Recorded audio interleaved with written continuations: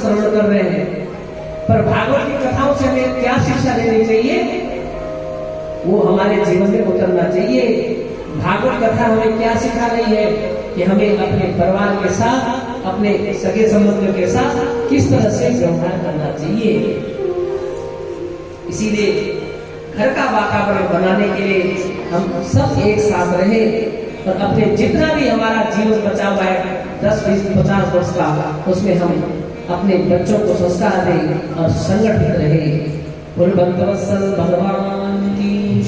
धुंधली ने इसके विपरीत कार्य किया, पति की आज्ञा का पालन बिल्कुल नहीं करती थी, बिल्कुल भी नहीं।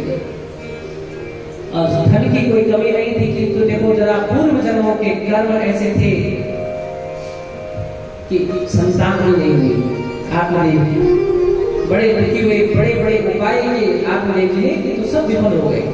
और तब आत्मदेव जी ने एक दिन सोचा कि इस घर में इस धन को क्या करूंगा, खाकर क्या करना है इस धन का, बताओ। पत्नी के सहारे अपना जीवन यापन कर लेता, किंतु पत्नी नित्य गुनाह करती है।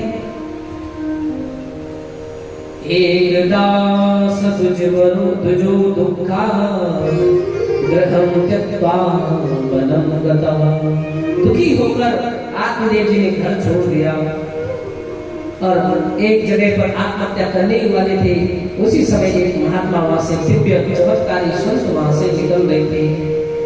ये ब्राह्मण रो रहा था, तो उस महात्मा की नजर आत्मदेव पर पड़ी, तो पूछ लिया, कथम रो दसि विप्रत्वं काते चिंतावनीयसि वदतं सत्परं मह्यं स्वस्य सुखस्य कारणं। ब्राह्मण, तुम क्यों रो रहे हो? ऐसा कौन सा संकट आन पड़ा है, किस निर्जन जंगल में रो रहे हो? पूरा वृत्तांत बता दिया आत्मदेव जी ने कि महात्मन, मैं आत्मदेव हूँ, ब्राह्मण हूँ, घर में ऐसी कोई कमी नहीं है मेरे घर में, किंतु सब गड़बड़ हो रहा है। पाल्यते या मया भेदु, मैंने गाय लाई, गाय भी बांझ लेती है, तुलसी का बिरवा लगाता हूँ, वो भी सूख जाता है, कुछ भी अच्छा नहीं होता है। और इतने जीवन काल भर ऐसे पुण्य कर्म किए और धन, घर, परिवार सब व्यवस्थित है, किंतु उस परिवार को आगे बढ़ाने के लिए मेरी कोई संतान नहीं है, इसलिए मुझे वैराग्य हो गया और मैं वन में आ गया। वैराग्य अलग अलग प्रकार से होते हैं। एक तो होता है सच्चा वैराग्य, एक होता है थोड़ी देर का वैराग्य, तो एक होता है 5 सेकंड का वैराग्य। घर में किसी ने कुछ बोल दिया, वैराग्य हो गया, अरे यहाँ तो मुझे रहना ही नहीं है। जैसे दिल्ली से बाहर निकला, अरे मेरा नाती मुझे याद करेगा, तब क्या होगा, वापस आ जाता है। तो वैराग्य यदि सच्चा हो गया तो प्रभु से मिलन हो जाएगा। घर छोड़े प्रभु जी मिले। एक पत्नी कह रही है, किसी के पति को वैराग्य हो गया तो पत्नी कह रही है, घर छोड़े प्रभु जी मिले तो आ जाइए छोड़ो गंध। एक पतिदेव, यदि घर छोड़ने से परमात्मा की प्राप्ति हो सकती है तो आज ही छोड़ दो, पर घर छोड़े घर घर फिरे तो घर में रहो बसंत। और घर छोड़ने के बाद आपने तप करना शुरू किया, फिर समाज में आकर भिक्षा मांगनी शुरू कर दी घर घर जाकर, तो कोई फायदा नहीं है ऐसे वैराग्य का। फिर वो पोटली लेकर घूमते रहोगे। तो वैराग्य हो तो सच्चा वैराग्य हो। कई लोगों को ऐसे परिवार में कुछ कष्ट हो गया, थोड़ी देर का वैराग्य हो जाता है। एक भाई था, शादी के लिए जहां भी लड़के ढूंढते थे, विवाह नहीं हुआ, विवाह नहीं हुआ। अब उसने सोचा यार, अब वैसे घर में रहूंगा तो लोग बोलेंगे किस अच्छा बाबा बन जाते हैं। हाँ, तो घर वाले बोलेंगे कि शादी नहीं हुई इसकी, लड़की नहीं ली किसी ने इसको, तो बाबा बन गया। अब वो बाबा इसलिए नहीं बना था कि उसको वो वाला वैराग्य था, इसलिए था कि बाबा बन जाएंगे। अब वो गया जंगल में, कुएं के बगल में सो गया, कुएं के बगल में सो गया। अब उसको सपना आ रहा है कि मेरी शादी हो गई। अब वो स्वप्न में देख रहा है कि मेरा विवाह हो गया। अच्छा, अब पता ही बोली थोड़ा देखो जी, थोड़ा उधर खिसक जाओ जरा। अब वो सपने में खिसक रहा था उधर, तो थोड़ा और खिसक जाओ, थोड़ा और खिसक गया। तो थोड़ा सा बस भीड़ हो रही है, थोड़ा और खिसक जाओ। तो जैसे थोड़ा और खिसका, उसी कुएं में धम से गिर गया। भगवान की तब कुएं में खड़ा उठा ये भगवान, यदि नकली इस कुएं में, नकली पत्नी इस कुएं में डाल रही है और असली के चक्कर में पड़ गया, तो पता नहीं कौन से कुएं में जाना पड़ेगा, संसार चक्र में भटकना पड़ेगा और सच्चा पैदा क्या हो गया। तो अब ऐसे ही वैराग्य इसको कहते हैं, जब एक बार आपने घर छोड़ दिया तो घर की ओर फिर आपको देखना नहीं। पता चले महात्मा बन गए तो 24 घंटे चिंतन, पत्नी कहाँ होगी, बच्चे कहाँ होंगे, ये अच्छी बात नहीं है। परम वैराग्य हो तो वैराग्य हो तो ऐसे सुखदेव मुनि की तरह एक बार घर छोड़ा तो परमानेंट ही वन में बस गए। यहाँ पर आत्मदेव जी को वैराग्य था, किसलिए पुत्र नहीं हुआ तो वैराग्य हो गया। महात्मा ने कहा देखो हे ब्राह्मण देवता, ब्राह्मण तो लोगों के दुखों को हरण करता है, पर तुम्हारे जीवन में स्वयं कष्ट, ये तो मेरी समझ से परे है। तो नेत्र बंद किए महात्मा ने और देखा, अरे ब्राह्मण के जीवन में संग्रहवृत्ति लोभ है। संग्रहवृत्ति लोभ किसे कहते हैं?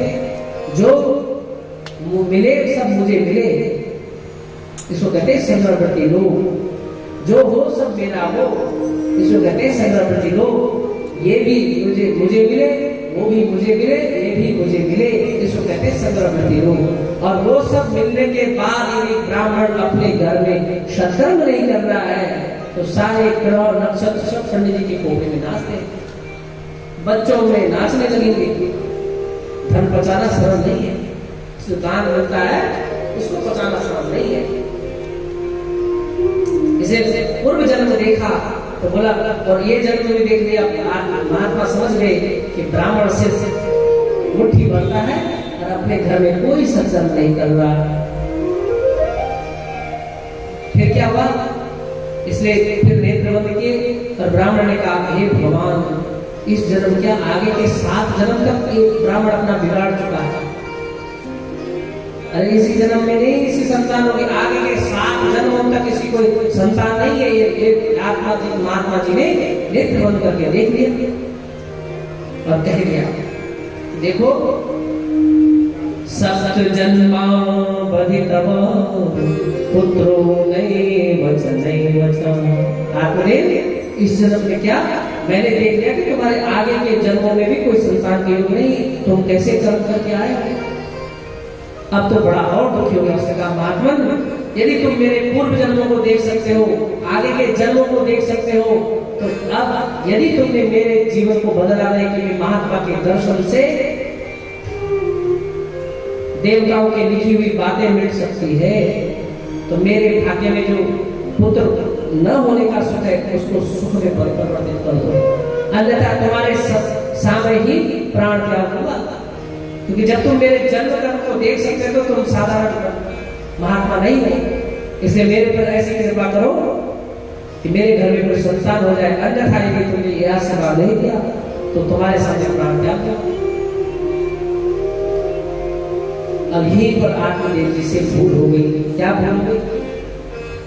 यदि आज महात्मा की बात सुन लेता कि पुत्र प्राप्त करके क्या करेगा, आत्मकल्याण का मार्ग प्रशस्त कर। तो देखो आत्मदेव को पुत्र की लालसा थी। इतने सिद्ध महापुरुष मिलने के बाद भी सामान्य संसार के प्रपंचों को पूरा प्रकट मान रहे हैं। अब देखो महात्मा की बात भी झूठी नहीं हुई, संतान की नहीं हुई। अब आपने सुना ही इस प्रसंगों में महात्मा ने फल दे दिया, चमत्कारी फल दे दिया आत्मदेव को कि चल ठीक है, यदि तू ये चाहता है कि तुझे संतान ही चाहिए, वैसे तुम्हारे भाग्य में नहीं है, किंतु फिर भी यदि तुम चाहते हो कि तुम्हारी संतान हो तो एक मेरा तपस्या का एक फल है, उस फल को ले जाओ, अपनी पत्नी को खिला देना और तुम्हारा जो मनोरथ है ब्राह्मण सिद्ध हो जाएगा। अब देखो जरा महात्मा से फल लिया, और वापस घर आ गया। पत्नी धुंधली से कहा कि ये फल है और मैंने वन में गया था, मैं तो महात्मा ने दिया, कहा इसको खाने से हमारे घर में संतान होगी। किंतु देखो जरा कितनी कुतर्क आपने पहले भी सुना और यहाँ पर भी अनेक प्रकार के कुतर्क कर दिए। अच्छा, उन बाबाओं के फल देने से संतान होती है।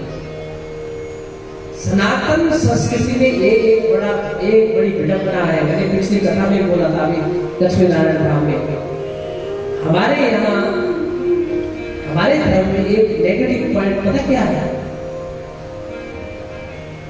हम जब पढ़ लिख जाते हैं तो हम महात्माओं को ढोंगी समझने लगते हैं। हम जब ज्यादा पढ़ लिख जाते हैं तो इन ग्रंथों को आडंबर समझने लगते हैं। क्यों? मैं नहीं, हम यदि पढ़ लिख गए तो हम सोचते हैं कि ये भगवान देवता कुछ नहीं है, सब है तो साइंस है। और सुनो, यही हमारे बेड़ा गर्क का सबसे पहली सीढ़ी है। अन्य धर्मों में देखो, हमारे देखो जरा सिख भाई बांसुरी बजा रहे हैं, इनके धर्म में जो व्यक्ति जितना ज्यादा पढ़ा लिखा होगा, जितना ज्यादा ऊंचे पदों पर होगा, वो गुरुद्वारे में ऊंचा लगा रहा होता है। क्यों? बंद नहीं है। क्यों? क्योंकि गुरु के प्रति विश्वास, गुरु के प्रति समर्पण, जितना बड़ा वो वहां पॉलिश कर रहा होगा, वो वहां रोटी फेंक रहा होगा। मुस्लिम धर्म के व्यक्ति को तुम राष्ट्रपति बना दो, वहां पर भी अपने उसके प्रति जिसके प्रति उसका विश्वास है, उसके प्रति वो सजग रहता है। और हमारे धर्म में हमारे बच्चे 2 अक्षर पढ़ जाते हैं और अपनी ही सनातन संस्कृति को पागल बताने लगते हैं। ये विडंबना है हमारी संस्कृति, यही विडंबना है। जो थोड़ा 2 अक्षर पढ़ गया वो अपने आप को विद्वान समझने लगता है, भगवान से अपना नाता तोड़ देता है। देवता का पूजन उसके लिए आडंबर है। इसको बदलिए। हम जिस एनर्जी से, जिसके प्रकाश से हम प्रकाशित हो रहे हैं, यदि इस प्रकाश से जिससे हम प्रकाशित हो रहे हैं, यदि ये वाला भाव भूल जाओगे तो फ्यूज होने में टाइम नहीं लगेगा। हमारा जो ये मानव रूपी बल्ब है, ये किसी और की प्रकाश से प्रकाशित हो रहा है। ये ऊपर टंगे हुए जो बल्ब है, ये स्वयं नहीं जल रहे, इनको कोई जला रहा है। वो एक शक्ति है, वो पावर पॉइंट है। ऐसे ही हम सब जो पुतले यहाँ बैठे हुए हैं, चल रहे हैं, फिर रहे हैं, बोल रहे हैं, खा रहे हैं, पी रहे हैं, सो रहे हैं, हमें कोई और रिमोट से कंट्रोल किया हुआ है। उस रिमोट को भूलने पर, उसकी ओर ध्यान न होने पर धुंधले हो जाओगे। उसीलिए उस शक्ति को मत भूलिए। इसलिए जितना व्यक्ति पढ़ लिख रहा है, उतना ही अपने ही धर्म का पतन कर रहा है। ये तो हमारी सनातन संस्कृति में बहुत कुछ है। हम लोग महात्मा की बात नहीं मानते, वेदों की बातों को नहीं मान रहे, ग्रंथों को नहीं मान रहे। तो बोलो, जब देवताओं से विमुख हो जाओगे तो निश्चित है पतन होगा। रावण में देख लो, जाति ब्रह्म, जाति ब्रह्म। रावण कह रहा है कि देखो मैं ब्राह्मण जाति में जन्म लिया मैंने, और ब्राह्मण कुल में जन्म लेने के बाद भी मेरा ऐश्वर्य देखो क्या नहीं है मेरे पास। जाति ब्रह्म कुले गजो धनपते शस्त्रजयो पुत्र कह, क्या नहीं है मेरे पास। मैं उत्तम कोटि में जन्मा हुआ मैं रावण, और शस्त्रजयो पुत्र कह, और मेरे पास इंद्र को जीतने वाला बेटा मेरे घर में है। कौन? मेघनाथ। क्या नहीं है मेरे पास। शस्त्रजयो पुत्र अनुज कुंभकर्णो स्वयं 10 सिरा। और देखो छोटा भाई मेरा कोई साधारण नहीं है, कुंभकर्ण जैसा बलवान इस श्लोक में कभी किसी और साथ में बताऊंगा, पर एक अंतिम पंक्ति में क्या बोला, सर्वे निष्फलितम तथैव विदिना देवे बले दुर्बले। किंतु आज देखो जरा मेरी क्या स्थिति है, भगवान राम के विमुख जाने से मेरा सब साम्राज्य सब नष्ट हो गया। क्या क्या गड़बड़ करी, भगवान के सम्मुख नहीं बैठा, विपरीत खड़ा हो गया युद्ध करने के लिए, भगवान से ही पैर बोल ले लिया। इसीलिए सुनो सुनो, यदि भगवान को से दूर हो जाओगे, भगवान को मानना छोड़ जाओगे, उस शक्ति को भूल जाओगे, तो निश्चित ही है कि जो चलने फिरने वाला ये पावर हाउस है कभी भी फ्यूज हो सकता है। हमें कोई और संचालित कर रहा है। कैसे आप बताइए, अभी यहाँ पर बैठा हुआ आचार्य प्रवचन कर रहा है या कोई और प्रवचन कर रहा है, चलो छोड़ दो, आध्यात्मिक में ले जाते आप लोग। अभी कौन प्रवचन कर रहा है, ये साधारण बैठा हुआ एक सामान्य मनुष्य प्रवचन कर रहा है या कोई और प्रवचन कर रहा है, बोलो। आप तक आवाज मेरी आ रही है या इस साउंड के माध्यम से आपको आवाज आ रही है, साउंड से। ऐसे ही मैं एक साउंड हूं, बोलने वाला कोई और अंदर बैठा हुआ है। क्यों नहीं सोचते, हम सिर्फ स्पीकर है, जैसे इस स्पीकर से आपको वहां आवाज आ रही है, ऐसे अंदर बोलने वाला व्यक्ति के लिए मैं एक स्पीकर हूं। अब इसको मैं और अच्छी तरह समझाऊंगा, आपको तब समझ में आ जाएगी आपको।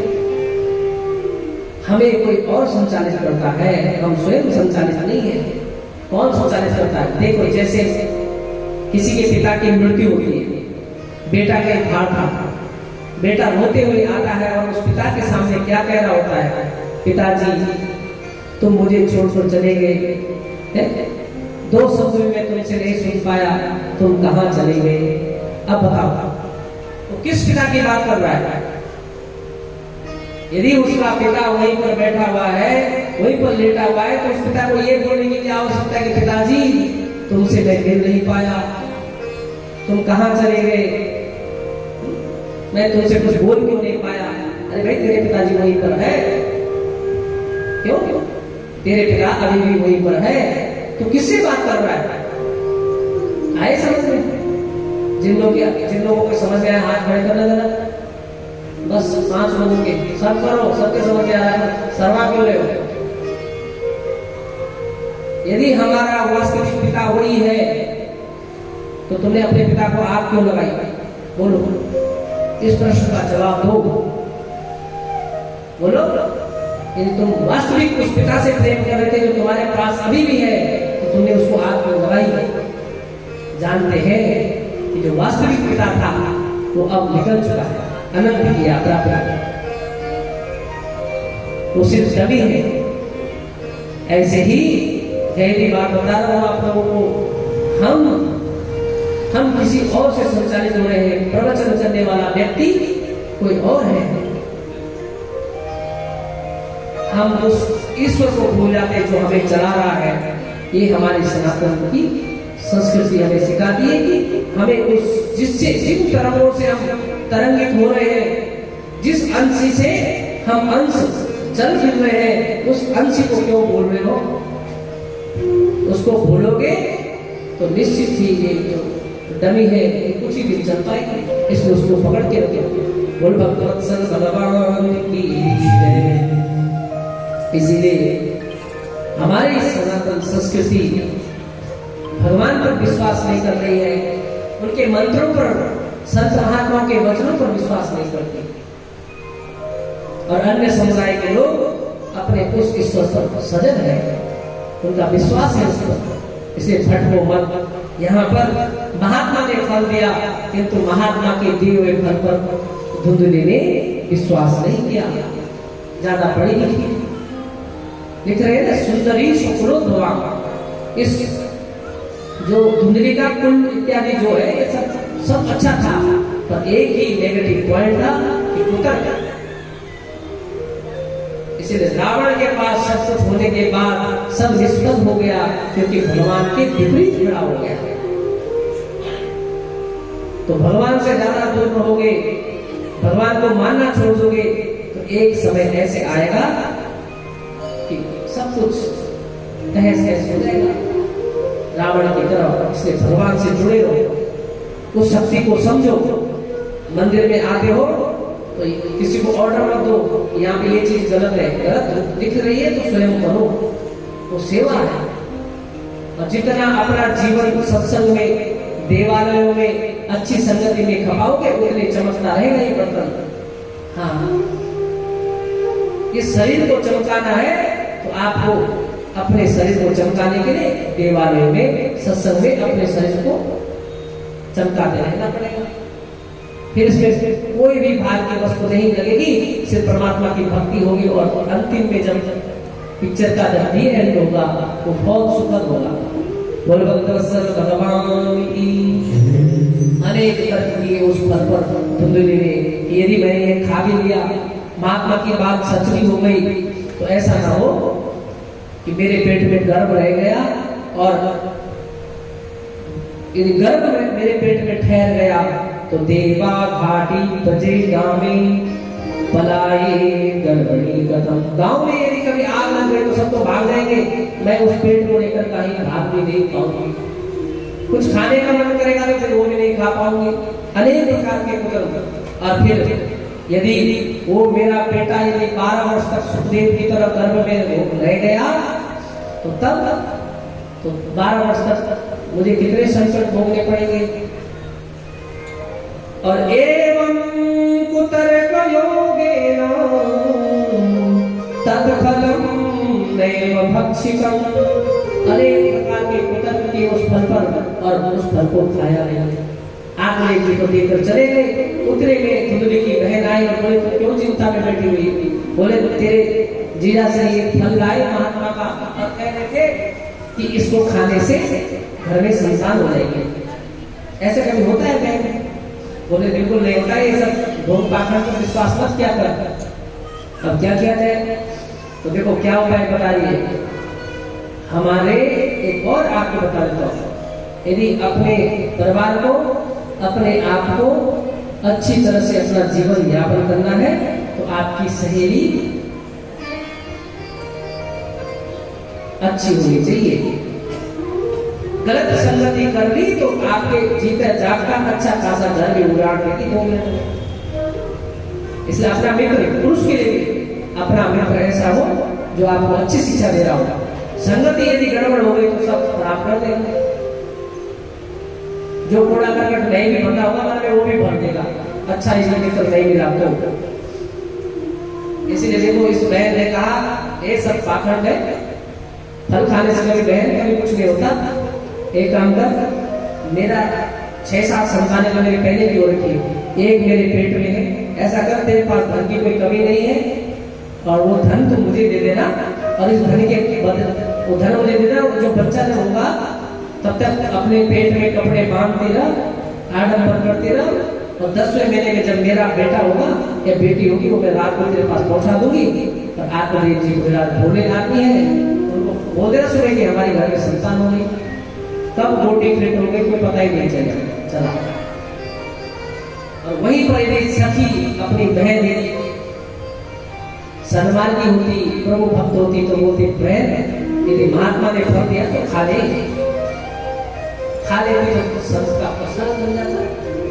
और देखो जरा यही हुआ, आडंबर करते रही और देखो कालांतर में 10वें महीने में उस धुंधली की बहन के घर में पुत्र का जन्म हुआ।